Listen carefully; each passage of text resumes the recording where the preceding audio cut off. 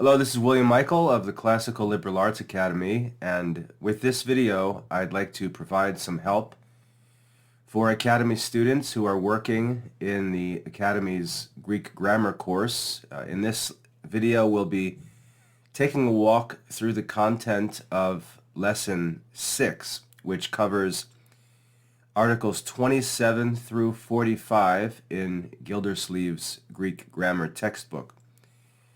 Now, as we get into this lesson, which deals with different changes that take place among vowels in Greek words, we might wonder, why in the world do we really need to learn this stuff? Like, isn't this going way too far into some obscure details? You know, is it really necessary for us to dig into all of these changes that take place in words over time in Greek history? And the answer is actually that we should spend some time learning this, because what's going to happen as we get into Greek grammar is that we're going to see that when we begin learning the declensions of nouns and the different conjugations of verbs, there are going to be changes that take place within the words as they change through different forms. And for students who don't learn these early lessons about these changes that take place, that are based on the sounds, really, the sounds and pronunciation of vowels, if we don't learn what's going on behind the scenes and why these changes take place, when it's time to memorize forms and things like that, it just looks like chaos sometimes, and it's much more difficult to learn the forms of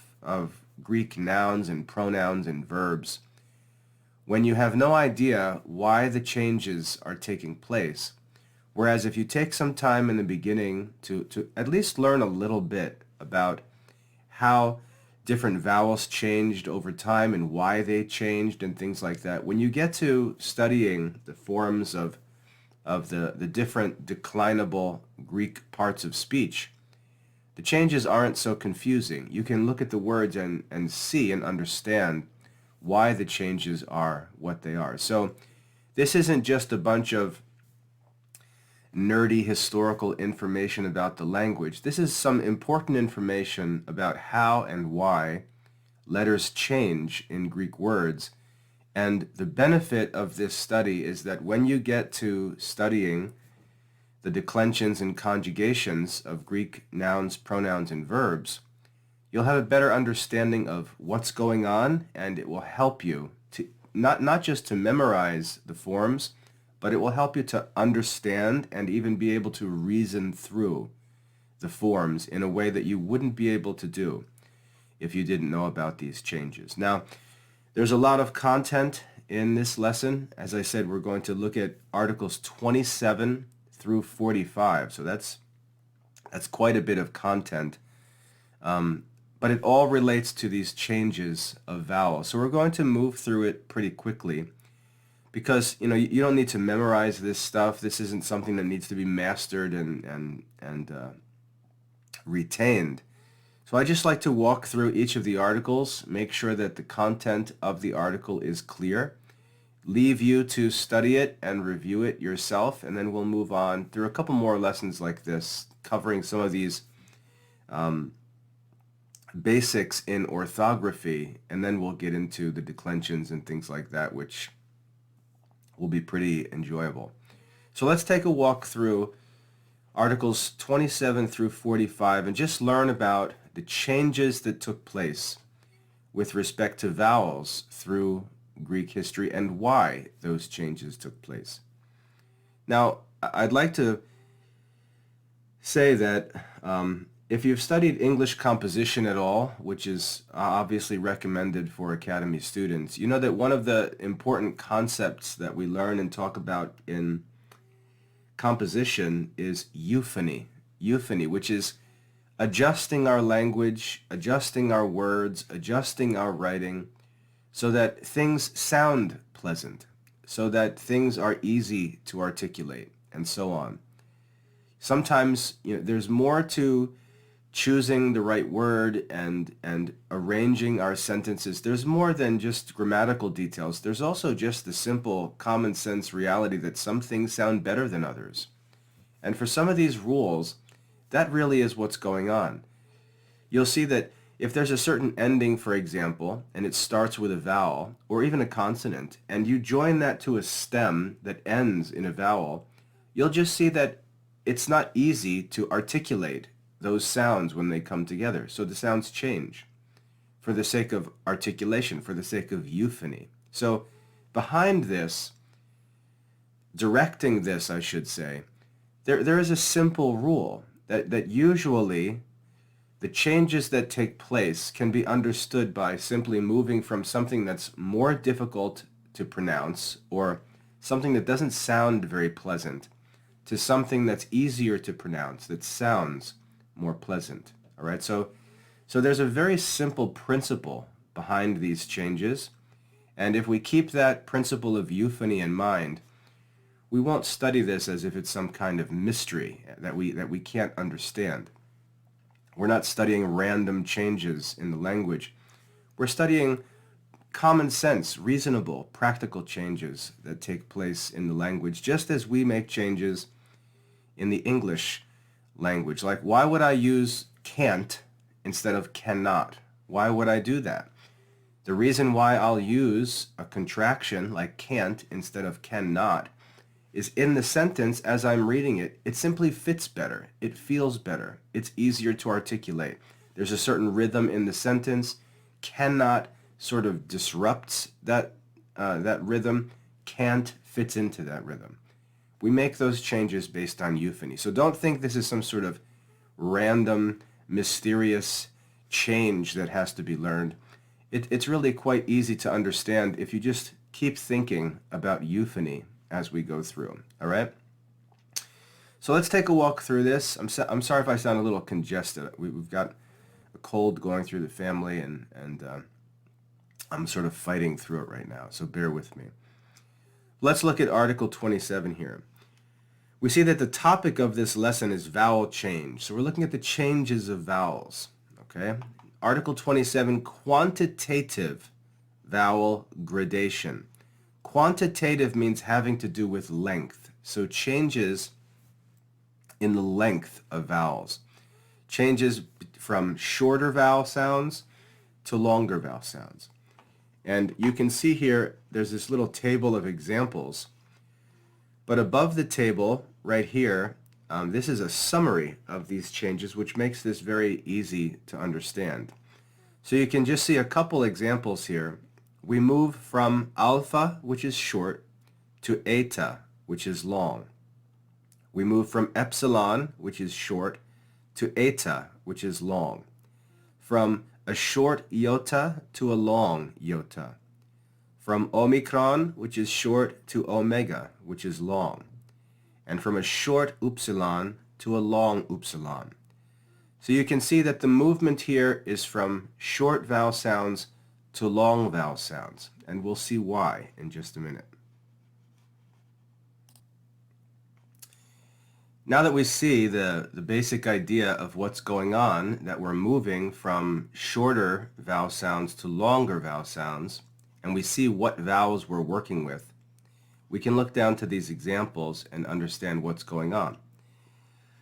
So the first example, we see the we see the verb timao, timao. And here in the stem, we see a short alpha, timao.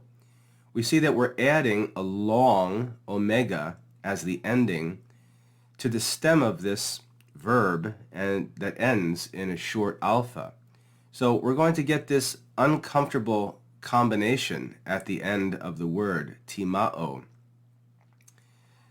And when we go through some of the forms, it's going to cause some problems. So here we see, for example, in the future tense, the ending begins with a sigma.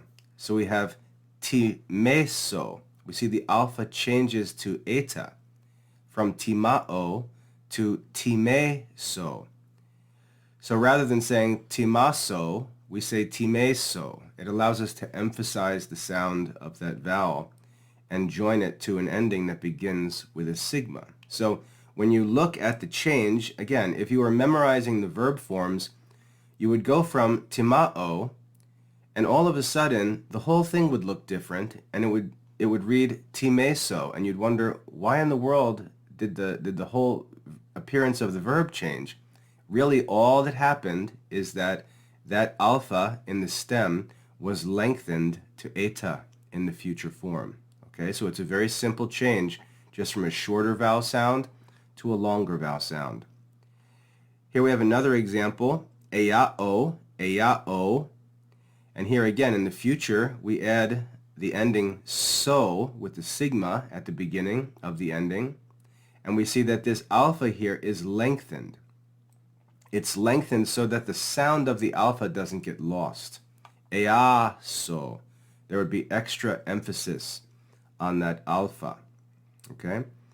And you see that this is you may wonder, I should say, why are we going from short alpha to long alpha rather than from alpha to eta? And the reason why they give us this second example is because of what's said here in the parenthesis. Alpha doesn't change to eta, but it changes to long alpha when it comes after epsilon, iota, and rho. So here we see alpha coming after epsilon, and that's why it changes from short alpha, not to eta, but to this long alpha. So this is an example of the simple rule that alpha changes to eta, and this is an example of this rule in parenthesis that short alpha turns to long alpha after epsilon, iota, and rho. Okay, so that's what's going on there. Here we see an example of a verb that will move from a short epsilon to a long eta. We see the verb phileo, which means I love, phileo. And in the future, where the ending is so, we see that the vowel changes from the short epsilon to the long eta. So this is the reason, again, the lengthening of the vowel. Next, we've got the short iota changing to long iota. We've got ikano, ikano, and here you see the short iota. And then here, in the second form, we see ikanon. We see that iota lengthens, okay, the imperfect tense of the verb. Here we see delao or deloo, deloo. Make sure you make the omicron pronounced shorter in length than the omega. Even if they have the same sound, it should be shorter. Deloo. And here, when we add the future ending so, you see that omicron lengthens to become omega. Delo so. And you'd add that extra emphasis to retain the sound of that O vowel sound in the verb. And then lastly, from short upsilon to long upsilon, we've got phusis with a short upsilon here, changing to a longer upsilon, which you can see marked by the circumflex accent. So instead of phusis, we see phuma, phuma, the movement of that upsilon from shorter to longer. Okay, so the point here is that there are changes that take place, but there's some reason in the changes. It moves from a shorter vowel sound to a longer vowel sound to allow that vowel to be kept in the sound of the word and not just snuffed out by the other sounds. Okay? So that's Article 27. Pretty simple. Article 28 is simply talking about some historical changes. Difference in quantity between Attic. When you see Attic Greek, that's referring to, just to make it simple, Athenian Greek, what we would consider classical Greek. Okay? So Attic refers to Attica, which is the region in which the city Athens was, and the language or the dialect of Greek that was spoken there is called Attic Greek. So the difference in quantity between Attic and Epic words, Epic usually refers to the earlier period, like the writing of Homer, which was several hundred years before classical Greek. Difference in quantity or length between Attic and Epic words is due chiefly to metrical lengthening. That means changing the length of a syllable in order to fit the meter or the rhythm of a poem. Because remember, Homer was writing a poetry. So there's changes made to words that really have nothing to do with grammar.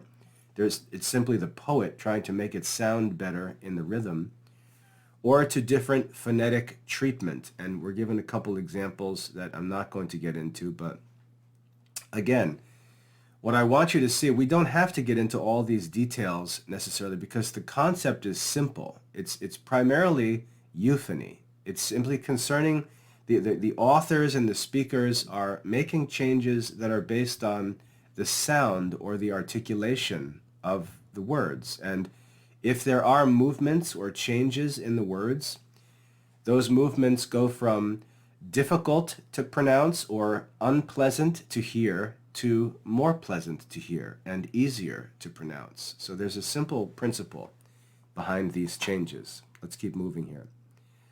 Article 29, the initial short vowel of a word, forming the second part of a compound is often lengthened. The initial short vowel of a word forming the second part of a compound is often lengthened. And we've got an example here, strategos, which is the Greek word for general. It's a compound word, and it's compounded from these two simpler words, stratos, which means army, and agein, which means to lead. Stratos, army, and agein, to lead. You see the second word that forms this compound word, the second word begins with an alpha, agein, to lead.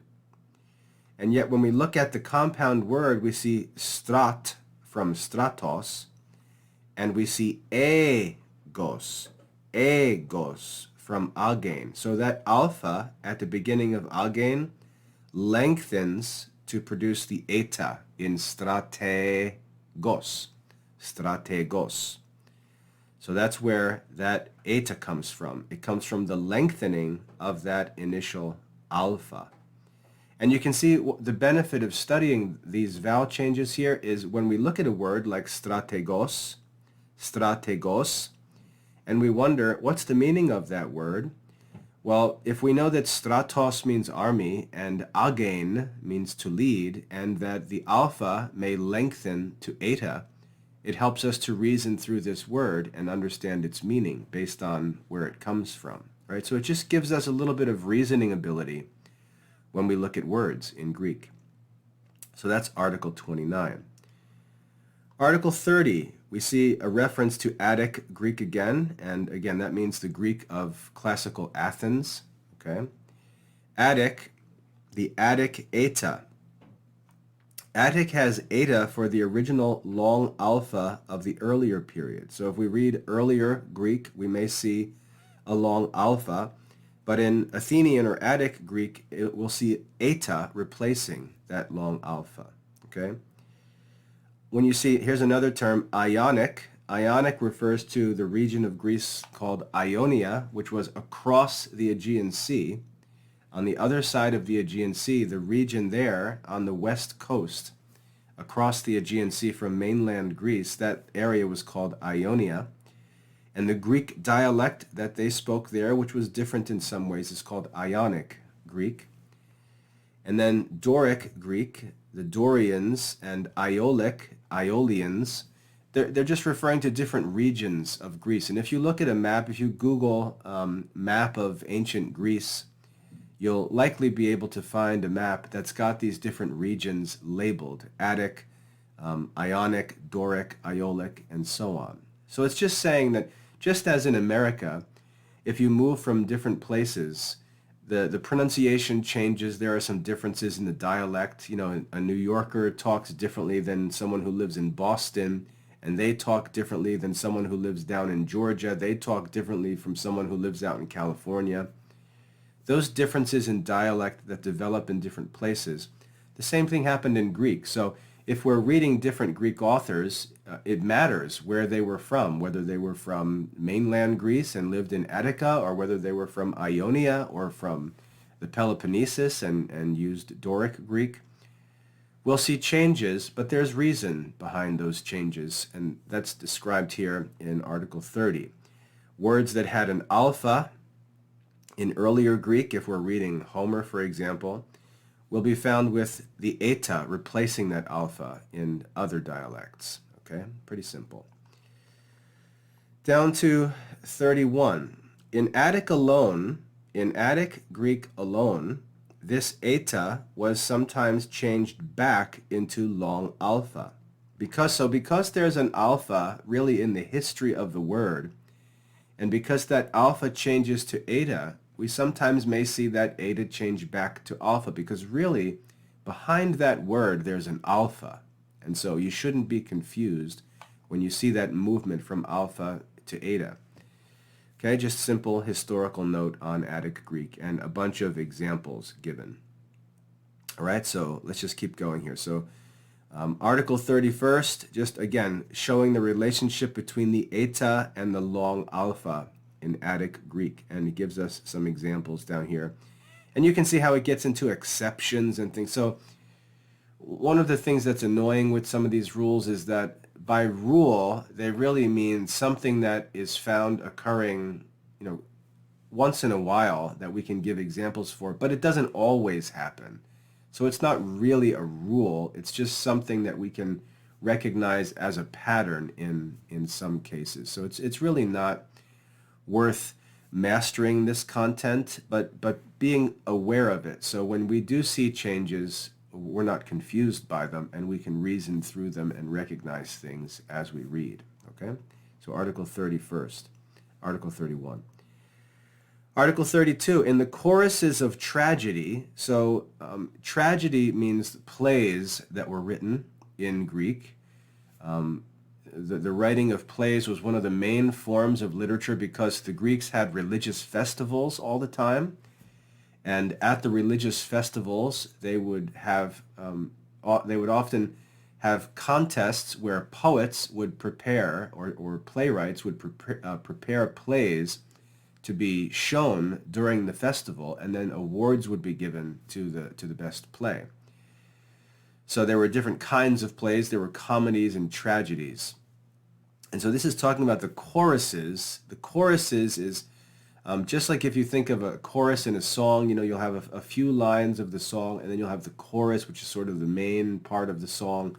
Then you'll go back to another stanza of some other lines, and then you'll return to the chorus. Well, in the Greek plays, the chorus was a group of singers that would, as the scenes of the play would change, the chorus would interact with the audience and sort of allow those scene changes and things like that. Usually song, maybe some dance. In the choruses of tragedy, the Doric long alpha is often used for eta. They give us an example. So mater, which means mother, mater, rather than having the eta, might have a long alpha. And again, why is this helpful? Why is this important for us? Because it simply allows us to be aware of some changes we might run into if we read the original Greek of different authors. Okay? Not something we're going to use every day, but if we're reading and we get stuck on a word and we can't recognize it, or we try to look it up in a dictionary and can't find it, because the dictionary might only serve classical Greek, which would be Attic Greek, we can know that there are some other possible spellings of those same words based on things like vowel change that might help us to be able to look up a word in a dictionary or figure out the meaning of that word. Okay? Article 33. The dialects, and remember, dialects are different ways of speaking the same language in different areas. Okay, I gave you some examples of American dialects before. The same is true in most countries. The dialects frequently show vowel sounds that do not occur in corresponding Attic words. And Attic is always kept as the sort of the main form of the Greek language. Article 34, transfer of quantity. Remember that quantity means the length of the vowel. Transfer of quantity. Eta Omicron, oh, I'm sorry, transfer of quantity, and it's referring to Eta Omicron. Eta Omicron and Eta Alpha often exchange quantities. Eta Omicron often becomes Epsilon Omega. Notice that both of the vowels change their quantities here. Eta, which is long, becomes Epsilon, which is short. And Omicron, which is short, becomes Omega, which is long. So the quantity, the length of the vowel is transferred. The first vowel was short and the second vowel was long, and they transfer or switch their lengths so that the first vowel becomes the opposite and the second vowel becomes the opposite. They transfer their quantity. And they give us an example. Leos, leos, we have the long alpha followed by the short omicron. Leos becomes leos. We see that long eta becomes a short epsilon, and that short omicron becomes a long omega. So if you saw this word leos and looked it up in the dictionary because you didn't know what that word means, you would not find this word in the dictionary. And so then you'd be stuck. You know, what do I do now? I can't even find this word in the dictionary. Well, another form with the vowel change might be the form in the dictionary. So you know that you can look around a little bit in the dictionary and not just look around randomly, but know what would the possible changes be and where you should look to possibly find the form of that word in the dictionary. So it has some practical usefulness, but we can see that sometimes the quantity of two vowels together actually transfers or changes. The short becomes long and the long becomes short. And you've got a few examples here. That's Article 34. Article 35. Now notice before we talked about quantitative, where the vowel stays the same but the length of the vowel changes. So we go from a short alpha to a long alpha, or from a short alpha to an eta. But the sound remains similar. We go from an omicron to an omega. The sound remains similar, but the length changes. Here in Article 35, we see that we're now looking at something different. We're now looking at qualitative. So quantitative has to do with length. Qualitative has to do with the actual sound itself, the different vowel sounds, okay? So here in Article 35, we start looking at qualitative vowel gradation. And gradation means changes, and we'll see what it means. In the same root or suffix, we find an interchange among different vowels and diphthongs, similar to the changes we see in the English word sing, sang, and sung. So you can see we're given this English example where different forms cause a change in the vowel. Sing in the present becomes sang and sung in past tenses. Notice that the actual vowels change. They don't simply change in length. The actual vowels change from one vowel to another. That's qualitative vowel change. Quantitative means the change in length. Qualitative means that the actual vowels change from one vowel to another. And we're given some examples here. So again, these rules are helpful not because we're going to memorize them and use them every day, but as you get into translation, especially when you get more experience and you start reading different texts from different periods, you may just run into situations where you can't figure out what a word means, or you look up a word in the dictionary and can't find that word in the dictionary, or you look at the form of a word and you can't figure out what's going on in that form. If in the back of your mind you remember that vowels can change, they can not only change quantitatively in length, but they can also change qualitatively, and that there are some common changes that take place, you can use that to sort of think through the form that you're looking at and think of other possible forms that might be found in a dictionary, or it might reveal the meaning of the word. So it's just an extra level of help in figuring things out as you study Greek, especially if you get into reading different authors from different periods and their dialects are different, and you may see different things as you read.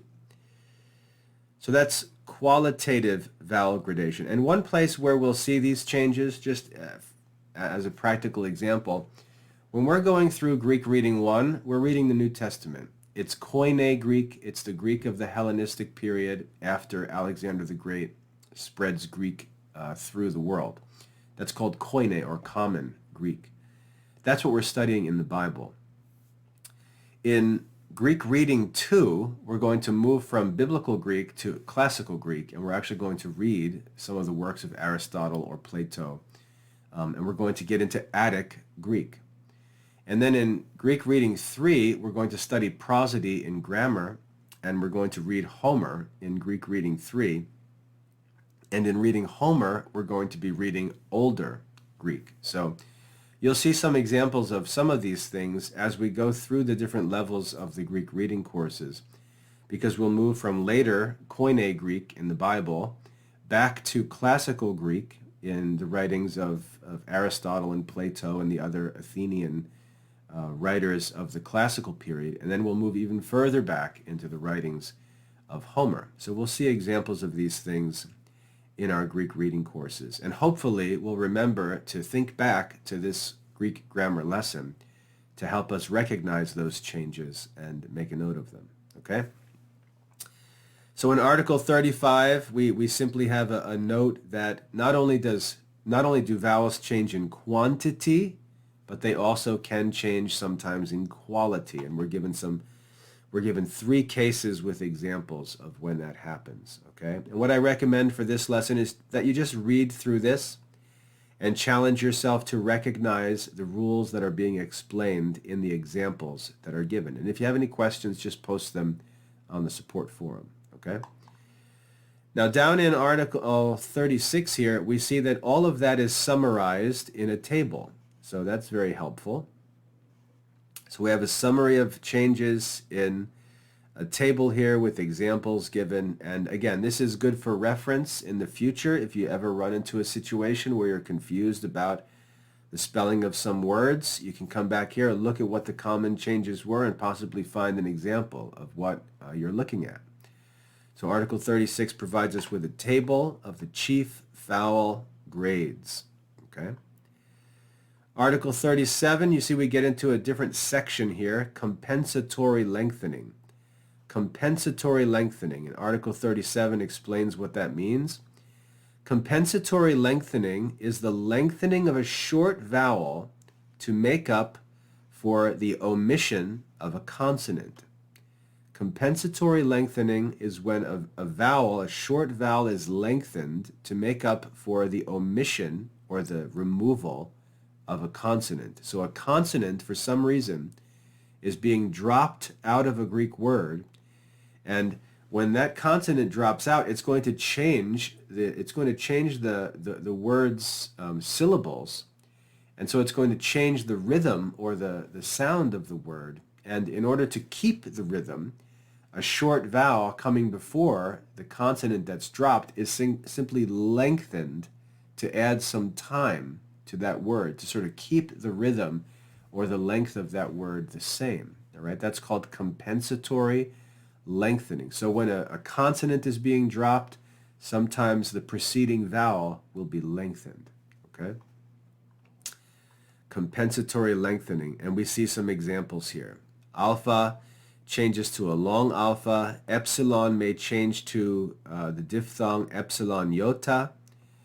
Short iota changes to a long iota. Omicron changes to the diphthong omicron upsilon, and a short upsilon may change to a long upsilon. And we're given some examples.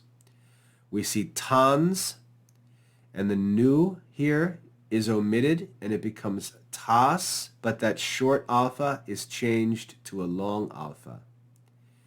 We see here from epsilon to the diphthong epsilon iota, we see e, men, sa, and here we see that sigma is omitted from that last syllable. but that epsilon is lengthened to the diphthong epsilon iota. E me na. E mensa. E me na. You can see how lengthening that vowel sound keeps the word at a similar length. Okay, and some more examples there. Pretty simple to follow. Article 38. Long alpha arises from the diphthong alpha iota upon the loss of its iota. So sometimes the diphthong alpha iota loses its alpha, but it doesn't just become alpha.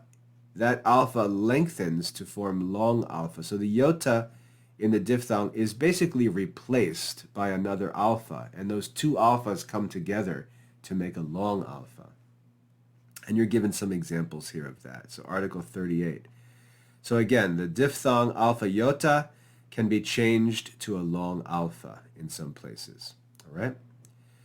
Next, Article 39, you can see we move into another section on the shortening, addition, and other vowel changes. Shortening, addition, and other vowel changes. Here in Article 39, we deal with shortening. A long vowel may be shortened before another long vowel. A long vowel may be shortened before another long vowel.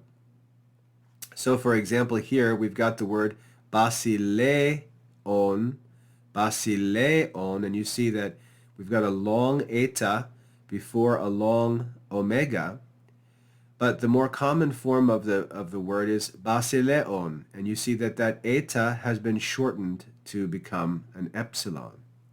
And again, the reason why this is important to know is that if we're studying the forms of words, it helps us to understand what's going on.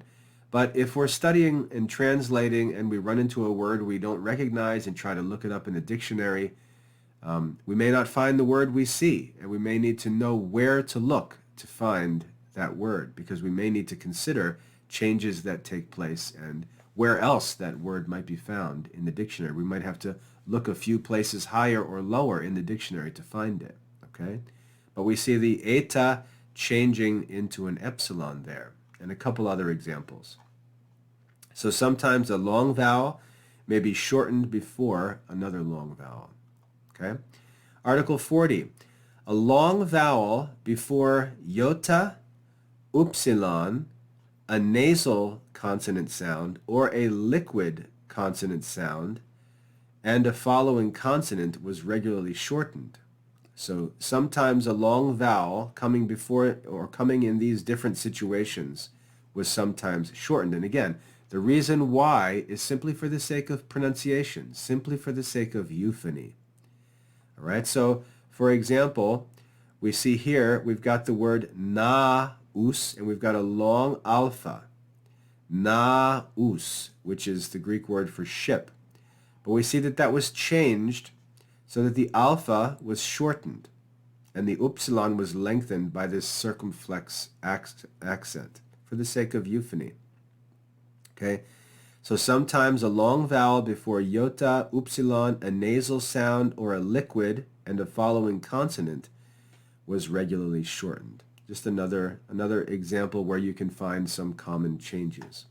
That's got to do with shortening, 39 and 40. Next, in Article 41, we look at addition. Remember, this section was titled Shortening, Addition, and the Other Vowel Changes. We saw shortening in Articles 39 and 40. Here in Article 41, we look at addition. We read that the vowels alpha, epsilon, and omicron are sometimes prefixed or set before the consonants, and we have a list of consonants. It looks like a bunch of liquids, right? So these vowels are sometimes placed before these consonants for the sake of helping with pronunciation. That's the only reason, for the sake of helping to move into the pronunciation of that consonant sound. They're liquids, remember. And you can see these vowels that are added before these consonants are called prothetic or prosthetic. Prothetic vowels. They're set before to assist with pronunciation. Okay?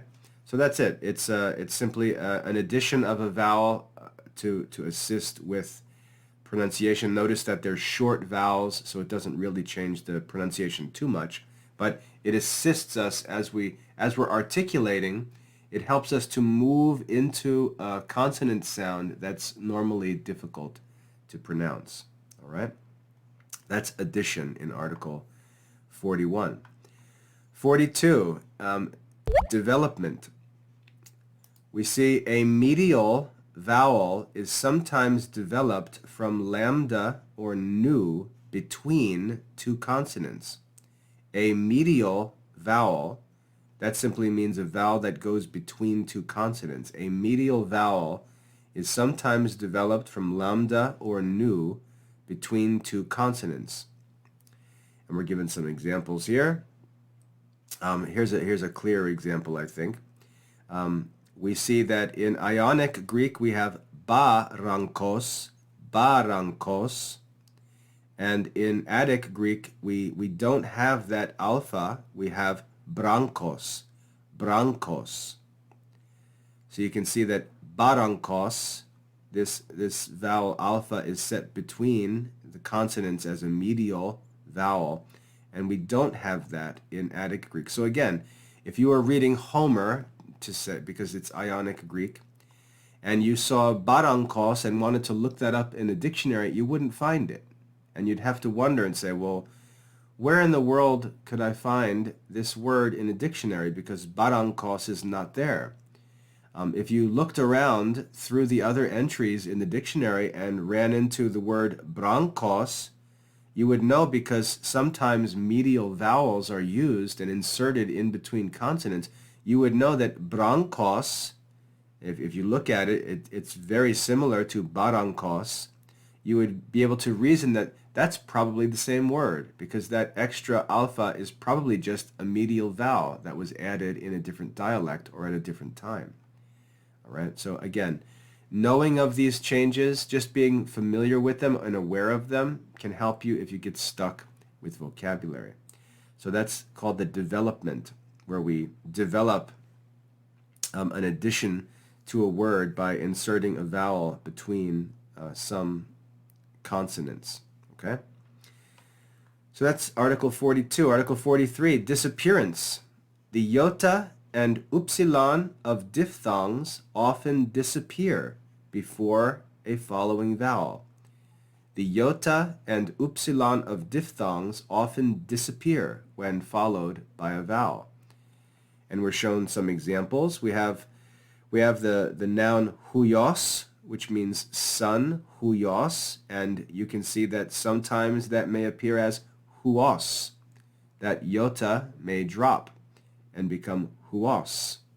Again, imagine looking that up in a dictionary and not finding it, but seeing huios there, you'd be able to reason that they're probably the same word. All right? And we're given a couple other examples.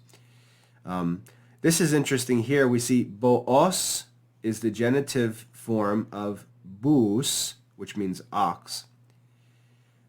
And this is what I was mentioning before, where when we learn the declensions of nouns and the conjugations of verbs, sometimes the forms change and we're left wondering why the changes take place. Well, here we can see in a different case, the vowels may change, but it's because of this.